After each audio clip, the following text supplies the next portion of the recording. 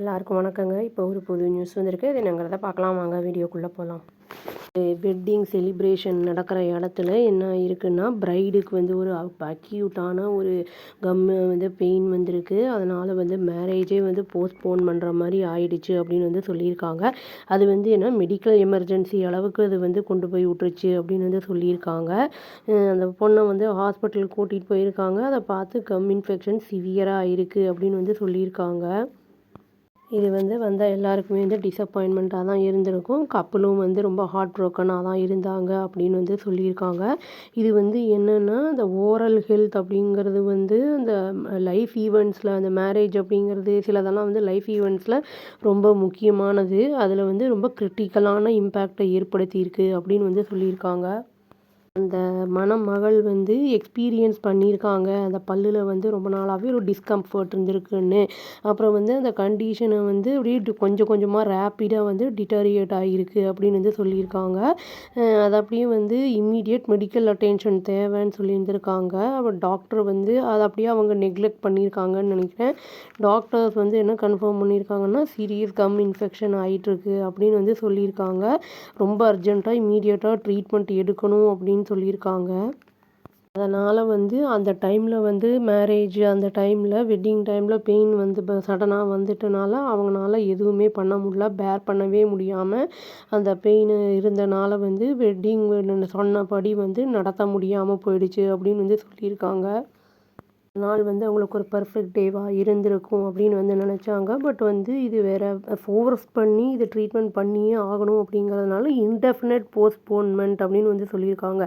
அந்த மேரேஜுக்கு இந்த டேட்டில் தான் அப்படிங்கிற மாதிரி இல்லாமல் அது வந்து இன்டெஃபினட்டாக வந்து தள்ளி போட்டிருக்காங்க அப்படிங்கிறத சொல்லியிருக்காங்க.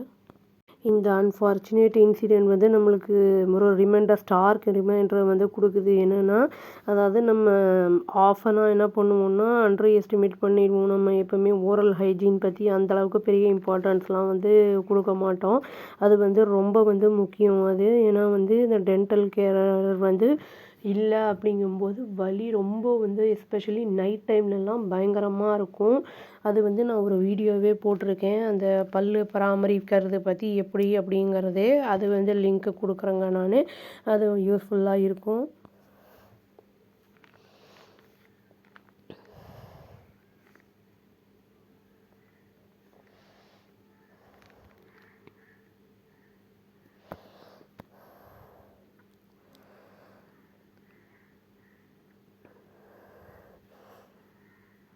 ஒருத்தருடைய ஹெல்த்து அந்த கம்முடைய ஹெல்த் அப்படிங்கிறது ஃபண்டமெண்டல் அப்படின்னு வந்து சொல்லப்படுது. அதான் ஆல் வெல் பீயிங்க்கு.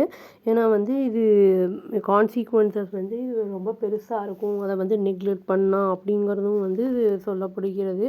ஏன்னா வந்து கால்சியம் சரியாக இல்லை அந்த மாதிரிலாம் இருக்கும்போது ரொம்ப ஈறுகள்லாம் வீக்காக இருக்கும்போது ரத்தம்லாம் வரும். அப்புறம் வந்து கம்மு நல்லா ஸ்ட்ராங்காக இல்லைங்கும்போது பற்கள்லாம் ஆடுறது அந்த மாதிரிலாம் இருக்கும். அப்புறம் வந்து கேப்பெல்லாம் இருக்கும்போது அதில் வந்து ஃபுட் பார்ட்டிகல்ஸ் எல்லாம் போச்சுன்னா சொத்தை அப்புறம் வந்து அந்த இது டிகே கேவிட்டிஸ் எல்லாமே வரும். அதனால் வந்து அந்த துர்நாற்றம்லாம் இல்லாமல் நம்ம ப்ராப்பராக வந்து அதை கேர் எடுத்து பார்த்துக்கணும். கம் இன்ஃபெக்ஷன் அப்படிங்கிறது ஈஸியாக வந்து அது எஸ்கலேட் ஆகும் அப்படிங்கிறது குயிக்காக எஸ்கலேட் ஆகும் அப்படிங்கிறத வந்து சொல்லியிருக்காங்க.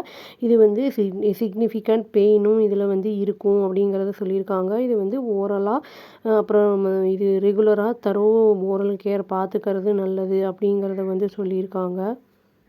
இப்போ வந்து அந்த கப்புள் சேலஞ்சை ஃபேஸ் பண்ண வேண்டிய சூழ்நிலையில் இருக்காங்க. ரீஸ்கெடியூல் பண்ணுவாங்கள்ல அந்த ஸ்பெஷல் டே அந்த மேரேஜுக்கு அதுக்கு. அது வந்து அந்த ரெக்கவரி அப்படிங்கிறது தான் இப்போ இம்மீடியட் ப்ரையாரிட்டி அப்படிங்கிறத வந்து சொல்லியிருக்காங்க. இது ஒரு பெயின்ஃபுல் எக்ஸ்பீரியன்ஸாக இருந்திருக்கு அவங்களுக்கு. அதனால் வந்து நம்ம பல்லு தானே அப்படிங்கிற மாதிரி வந்து நம்ம அப்படியே விட்றக்கூடாது. லேசாக வந்து பெயின் ஏதாவது ப்ராப்பராக வந்து அதுக்கு கேர் எடுத்துக்கணும். ஒரு நாளைக்கு 2 தடவைங்கிற மாதிரி வந்து பல்லெல்லாம் தேய்க்கணும்.